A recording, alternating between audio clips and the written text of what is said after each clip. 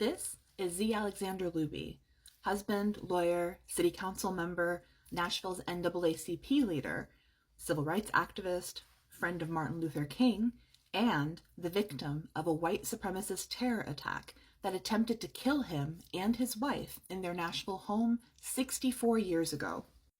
The blast was so strong that it wrecked Looby's home, the buildings on either side, and it shattered 147 windows across the street over at Meharry Medical School, the first black medical school in the South.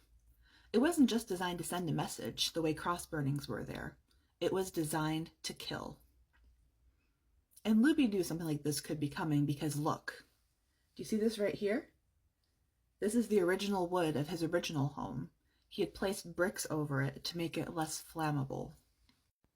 If you give me a minute, I'll show you what the house looks like now. But first, I have to ask you, how many of you have family members who are 64 years old? Me too, right? It wasn't that long ago. So let's get into some of what was going on here in Nashville at the time. So we had already had bombings of Hattie Cotton Elementary School, a school that had committed the terrible sin of admitting a black 6-year-old. And right after that, the bombing of the Jewish Community Center here in Nashville. Right after the attack, Rabbi Silverman got a call from the bomber who said, and I quote here, "I am a member of the Confederate Union. We have just dynamited the Jewish Community Center. Next will be the temple, and next will be any other N-word loving place or N-word loving person in Nashville." So why'd they go after Looby? Because the man was a hero. He belonged to the second wave of black attorneys in the US, and in the face of insults, threats, attempts on his life, he systematically hit the books and filed lawsuit after lawsuit, dismantling discriminatory legislation one law at a time.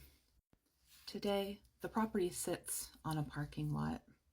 The house has been vacant for ages and is in disrepair, and everyone in Nashville is uneasy that we could lose it to development.